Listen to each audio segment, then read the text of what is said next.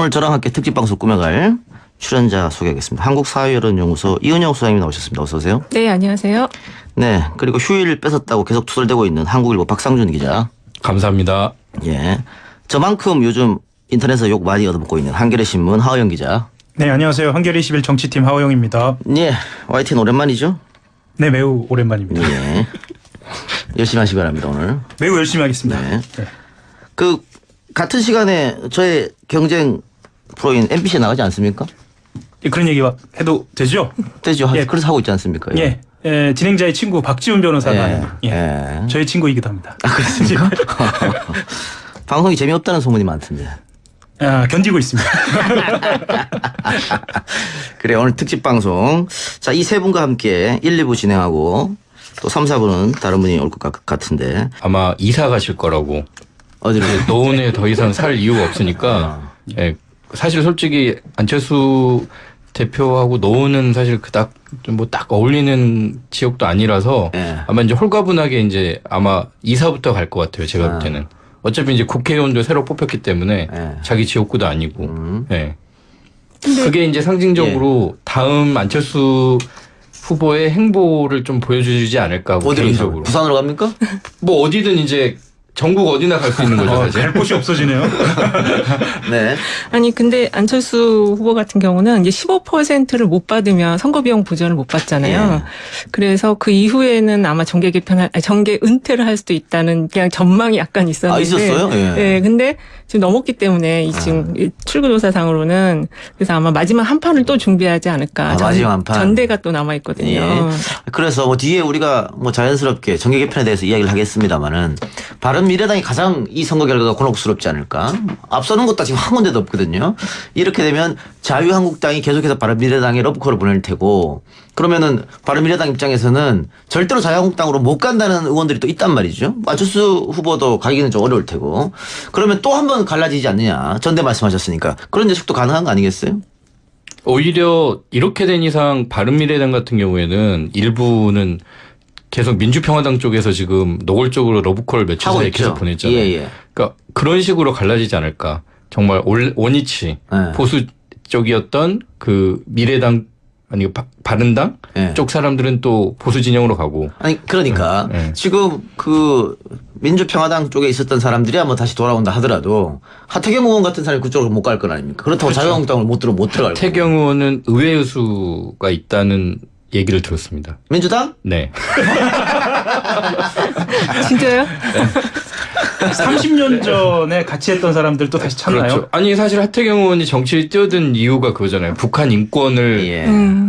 거기에 뭔가 깨달음을 가능성이 얻어서 있겠네요. 갔잖아요. 네. 근데 지금 남북관계 이렇게 되면서 그런 본인의 어떤 정치를 하겠다라는 이유도 굉장히 지금 많이 어떤 현실화되고 있기 때문에 솔직히 또 부산이 지역구니까 제가 볼 때는 충분히 현대 가능하다고 보거든요. 또 혼자서 가기에는 조금 뻘쭘하지 않을까요? 충분히 요즘에 이 다양한 방송 출연을 통해서 존재감을 충분히 높여놨기 때문에 예. 시도해 봄직해요. 제가 볼 때는. 그래. 그리고 그렇게 되면은 뭐 안철수 후보 같은 경우에도 공정에 붕 뜨는 상황이 생길 수도 있겠다. 상당히 곤란한 상황에 놓일 것 같은데. 뭐 자세한 또 판세 이야기는 우리가 2부에서 한번 하기로 하고요.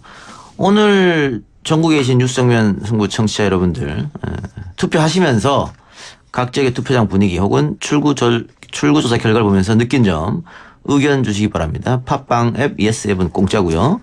샵 0945는 유료 문자 메시지입니다. 장문 100원 단문 50원 의견 열심히 보내주시기 바랍니다. 저희는 그러면 2부에서 뵙겠습니다.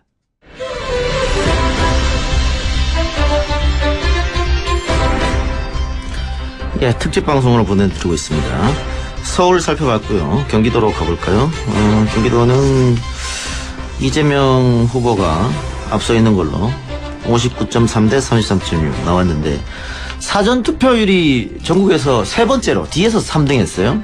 이렇게 사전투표율이 낮았던 이유는 결국은 심한 네거티브, 진영당 선거. 그래서 유권자들이 필요해졌다. 뭐 정치 혐오가 가장 많았다. 그래서 사전투표가 낮았던 거 아니냐. 이런 얘기가 많았었는데 어떻게 맞습니까? 경기도민이고요. 경기도민이세요? 네. 동의하고요. 사실 그리고 그 이슈가 어쨌든 뭐 가장 대표적인 네거티브 선거의 가장 대표 지역이 이번에 경기도였고, 그 사실 뭐 그 큰아이가 중학생인데 예. 좀 물어보는데 대답해주기가 조금 약간 좀 저해졌어요.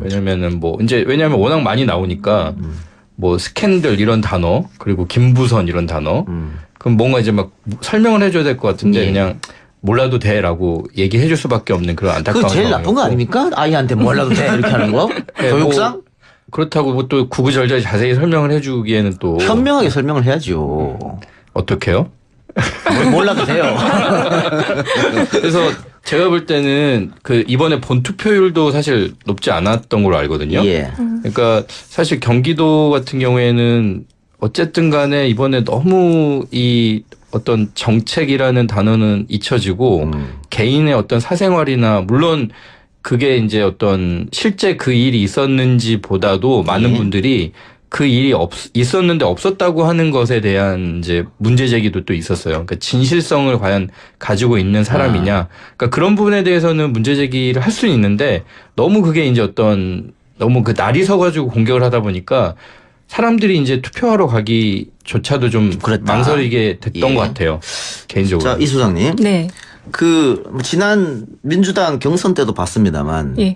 2등, 3등 후보가 항상 네거티브를 하잖아요. 예. 근데 네거티브에서 성공한 사례가 거의 없거든요. 그렇죠. 그런데 왜 2, 3등 후보는 항상 이 유혹에 빠질까요? 근데 이제 네거티브 캠페인이 굉장히 중요해요. 현대 선거에서는. 네. 특히 이제 SNS가 발전을 하다 보니까 안 할 수가 없거든요.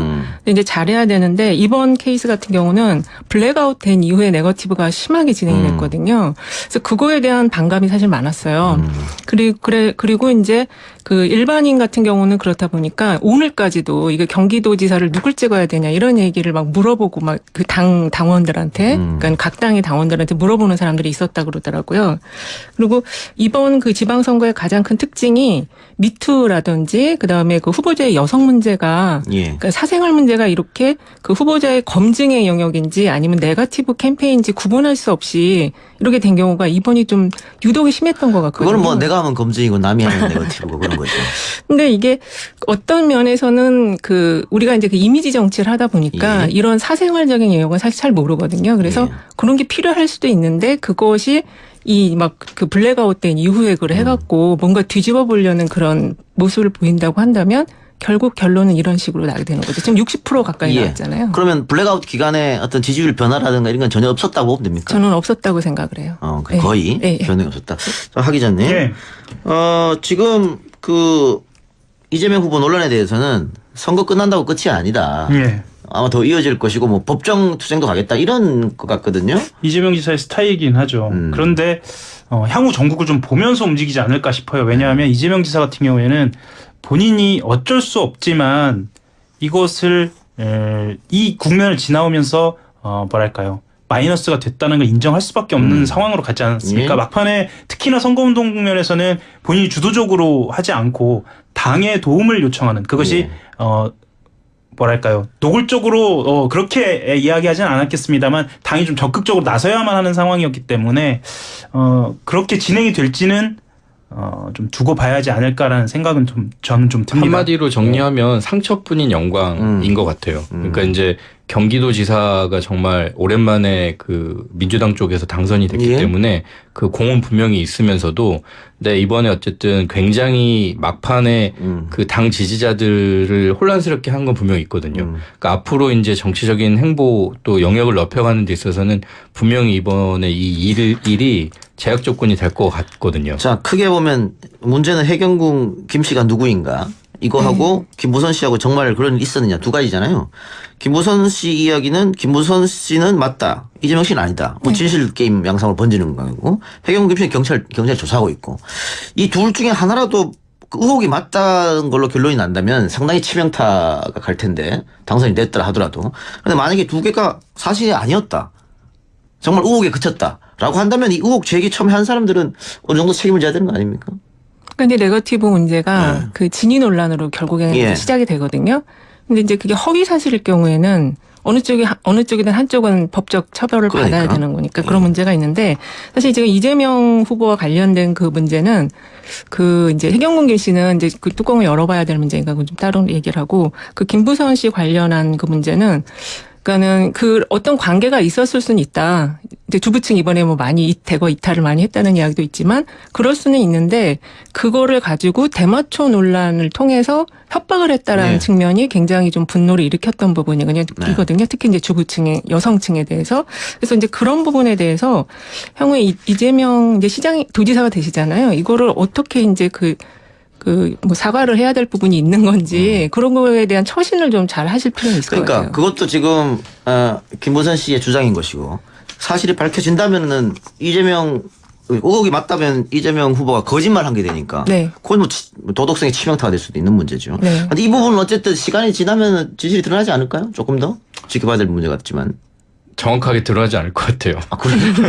조사하고 있잖아요. 볼 때는. 경찰에서. 개인적으로 볼 때는 그렇습니까? 네. 애매하게 그냥 계속 갈 것 같아요.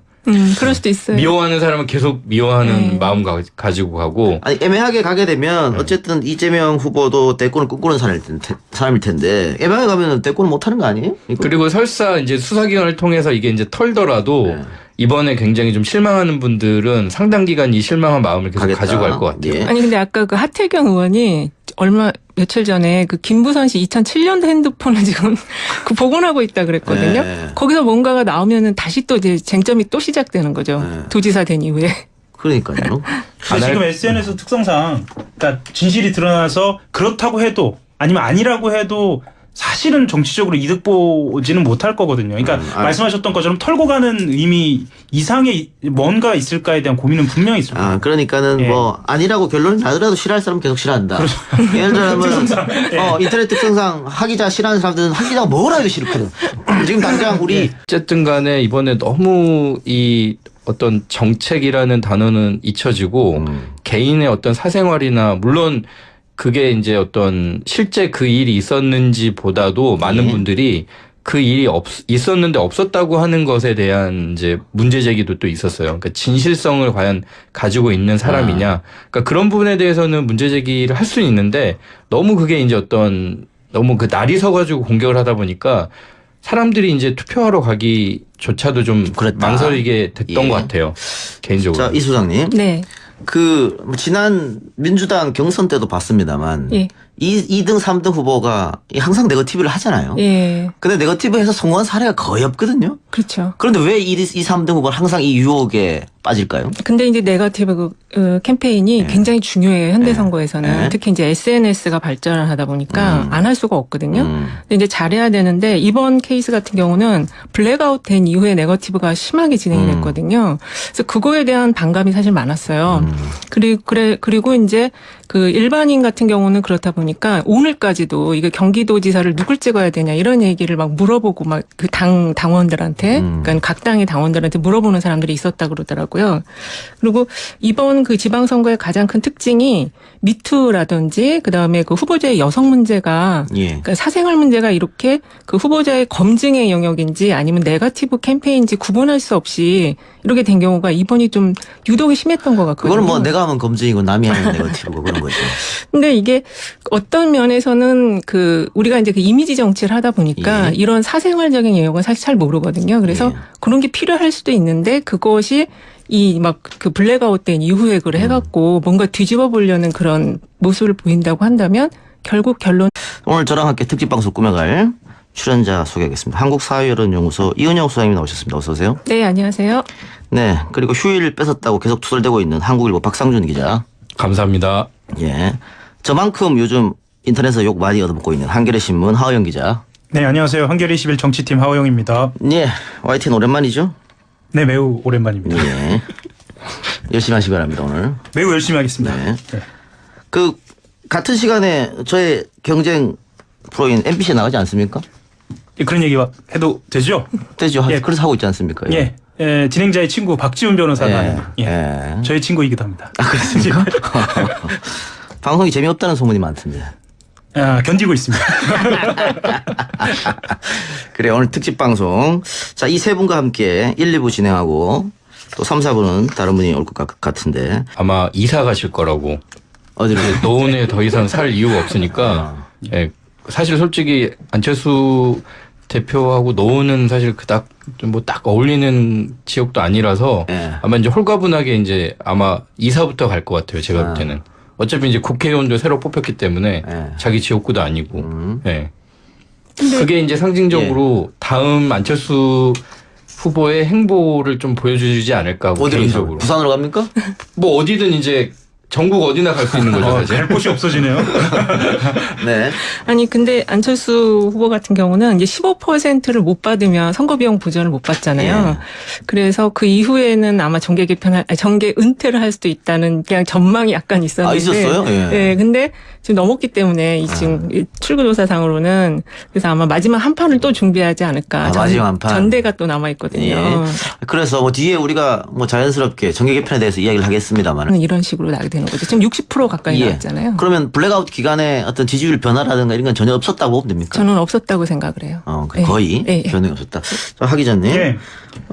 지금 그 이재명 후보 논란에 대해서는 선거 끝난다고 끝이 아니다. 예. 아마 더 이어질 것이고 뭐 법정 투쟁도 가겠다 이런 것 같거든요. 이재명 지사의 스타일이긴 하죠. 그런데 향후 전국을 좀 보면서 움직이지 않을까 싶어요. 왜냐하면 이재명 지사 같은 경우에는 본인이 어쩔 수 없지만 이것을 이 국면을 지나오면서 뭐랄까요. 마이너스가 됐다는 걸 인정할 수밖에 없는 상황으로 가지 않았습니까? 예. 막판에 특히나 선거운동 국면에서는 본인이 주도적으로 하지 않고 당의 도움을 요청하는 그것이 뭐랄까요. 노골적으로 그렇게 이야기하지는 않았겠습니다만 당이 좀 적극적으로 나서야만 하는 상황이었기 때문에 그렇게 진행이 될지는 좀 두고 봐야지 않을까라는 생각은 저는 좀 듭니다. 한마디로 정리하면 상처뿐인 영광인 것 같아요. 그러니까 이제 경기도지사가 정말 오랜만에 그 민주당 쪽에서 당선이 됐기 예. 때문에 그 공은 분명히 있으면서도 네, 이번에 어쨌든 굉장히 막판에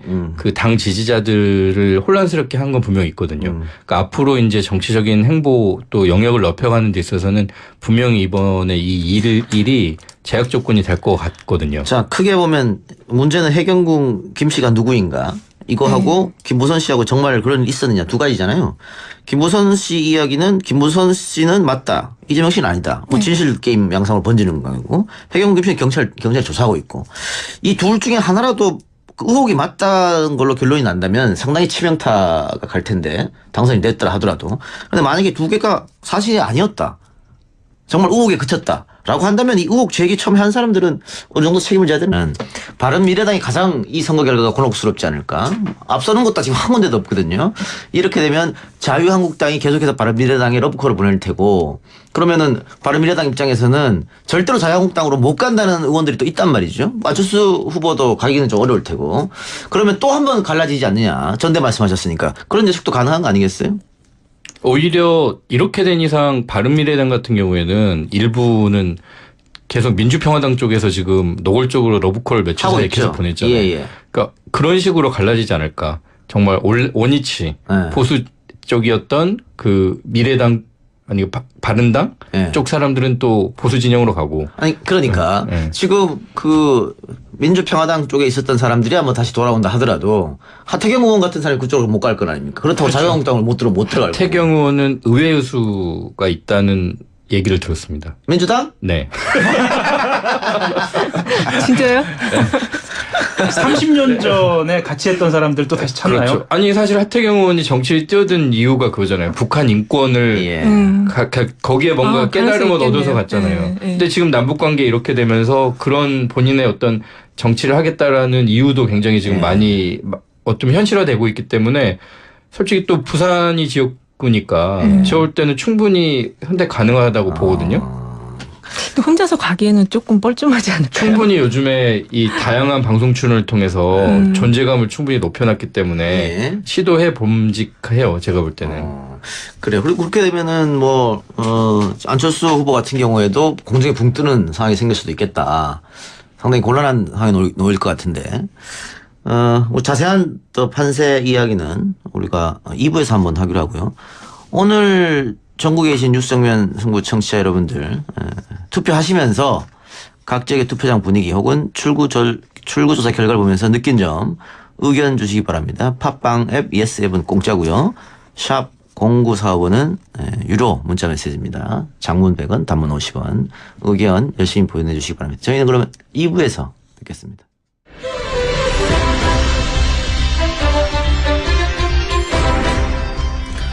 예, 특집 방송으로 보내드리고 있습니다. 서울 살펴봤고요. 경기도로 가볼까요? 경기도는 이재명 후보가 앞서 있는 걸로 59.3 대 33.6 나왔는데 사전투표율이 전국에서 세 번째로 뒤에서 3등 했어요. 이렇게 사전투표율이 낮았던 이유는 결국은 심한 네거티브, 진흙탕 선거. 그래서 유권자들이 필요해졌다. 뭐 정치 혐오가 가장 많았다. 그래서 사전투표가 낮았던 거 아니냐. 이런 얘기가 많았었는데 어떻게 맞습니까? 경기도민이고요. 아, 경기도민이세요? 네. 동의하고요. 사실 그리고 그 이슈가 어쨌든 뭐 가장 대표적인 네거티브 선거의 가장 대표 지역이 이번에 경기도였고, 그 사실 뭐 그 큰아이가 중학생인데 예. 좀 물어보는데 대답해주기가 조금 약간 좀 저해졌어요. 왜냐면은 왜냐면 워낙 많이 나오니까 뭐 스캔들 이런 단어 그리고 김부선 이런 단어 그럼 뭔가 이제 막 설명을 해줘야 될 것 같은데 예. 그냥 몰라도 돼라고 얘기해 줄 수밖에 없는 그런 안타까운 그거 제일 나쁜 거 아닙니까? 아이한테 몰라도 돼 이렇게 하는 거? 네, 교육상? 그렇다고 뭐 또 구구절절 자세히 설명을 해주기에는 또 현명하게 설명을 해야죠. 어떻게요? 몰라도 돼요. 그래서 제가 볼 때는 그 이번에 본 투표율도 사실 높지 않았던 걸로 알거든요. 예. 그러니까 사실 경기도 같은 경우에는